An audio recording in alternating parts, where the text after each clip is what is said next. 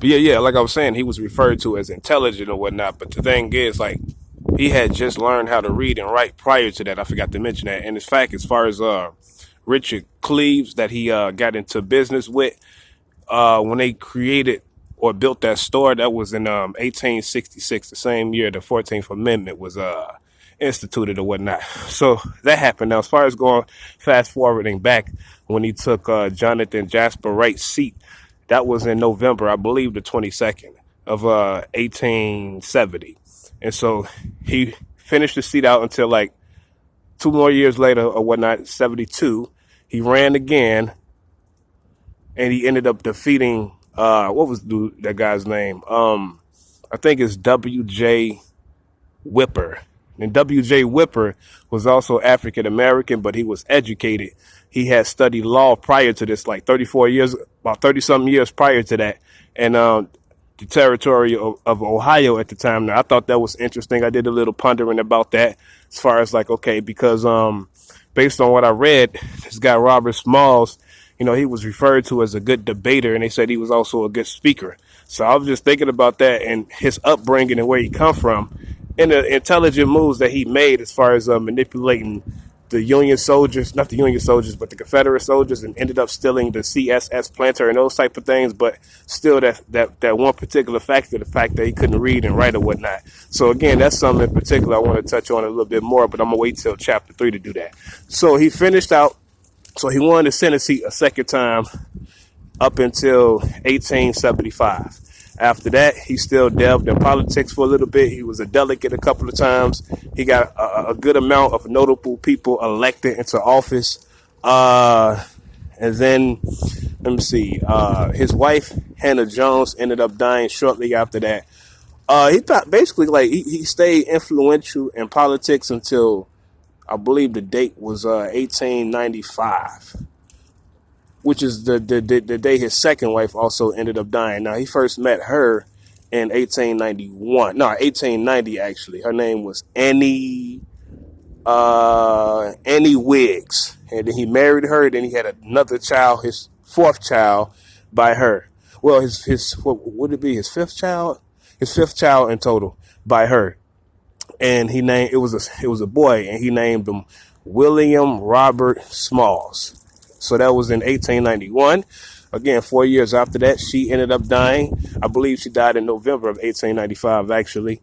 And then that's pretty much the main tenets of his story. And then he died like a couple of decades later, and about 2 decades later in 1915 at the age of 75. So that's him. Again, when I get to chapter 3, after I get done with the Old Testament prophecies of Jesus blog, then I'm going to speak on him also, because like I say, it's a couple of other things I want to bring up that I'm going to incorporate into chapter 3, Legends and Lies. Like, again, William Harper, it's a few more points that he made that I want to flesh out. The second guy I also do. This person right here, Robert Smalls, I'm definitely going to include all three of them, possibly a few other things, because every time I do research, I come across extra information that be so fucking interesting. For example, with this one, when I was reading about the Gulag people, I came across this guy named John Locke.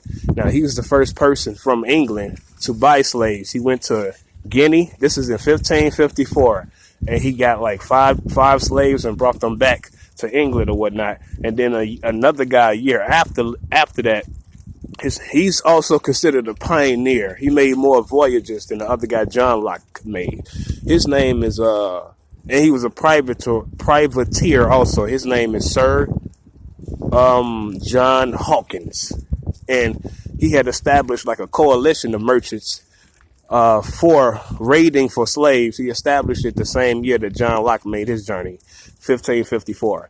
And then in 1556, let me see, what year was that? No, not 1556. In like 1563, 62 and 63. It encompassed both of those years as far as his first voyage that he made.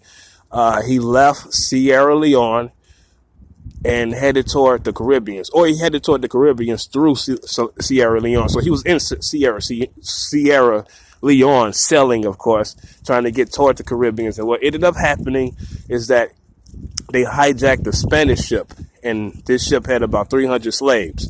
So after they hijacked this ship, he took all 300 of their slaves, and then he sailed to the Dominican Republic at the time, and then sold them and made a profit. Second time he made a voyage, that was in 64, a year later. This time, he also raided for slaves in Africa, but also a part of his voyage going to South America, he bought slaves from the Spanish as well. So he ended up with a total of 400 slaves. Supposedly, he made about a 60% profit from it. And when he went to South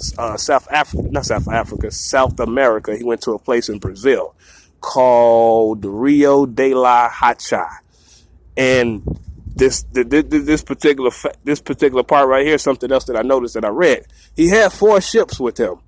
And then one of the ships, as I'm reading it, they said it was called Jesus. I was like, wow, so that's where they come from, because I had heard about that before, like slaves being brought here to America on a ship named Jesus. I never was able to pinpoint it, or I never heard like exactly what year, when did it happen, and all that type of shit.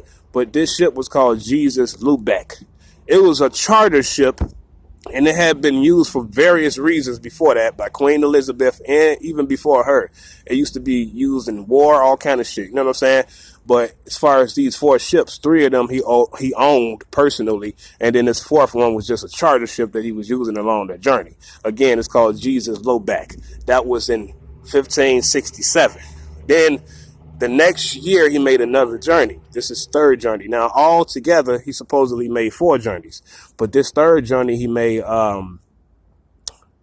he got into a big fight, like a naval fight, I guess you could say, at sea with the Spanish or whatever. And at that time, he had a total of 7 ships, but he lost like 5 of his 7 ships. Now, supposedly, he ended his voyages there. But there is a mention that he made 4 voyages altogether in his life. I don't know when he made the 4th voyage. But as far as what I was reading, this is the 3rd time he made this voyage. And he stopped from there because of the ships that he lost or whatever. And then that very same year, later on in 1568, he published a book called An Alliance to Raid Slaves. I made a note to myself to read that in the future. So that's some interesting additional shit that I came across. I couldn't really fit it into this vlog because they had no relevance, but just thinking about all the other people that I found out about, such as Haywood Shepherd, Onesimus from the early 18th century, Vincent Ogay, fucking John Kosor, John Punch, Adams, even that guy Anthony Johnson from 1621. So going back to this period, as far as John Locke and Sir John Hawkins, that's only 70 years prior to this. So that's like a little broader context, a build up that I'm, able to establish for my own understanding. So that's that. So this is the vlog, the first weekly vlog, like I said, leading up unto my next it really was supposed to be an in-between vlog, but because I keep losing my fucking notes, I guess you could call it a major vlog, which is Old Testament prophecies of Jesus. So like I said on Facebook, every single week, once a week, I'm going to drop a vlog about a topic that has nothing to do with the main shit that I'm, like my main vlogs and shit like that. Just different topics every single week until I finally drop my Old Testament prophecies of Jesus blog, because I was supposed to a year ago I said I was going to start working on that blog, and I did, but a lot of shit kept on happening and I kept losing my notes. So I'm like, hold on, I'm feeling a little remissed and shit. So I'm like, shit, I can still work and do other things until I finally finish that blog. It's not that the topic is heavy. It's just a lot of shit that goes on around me.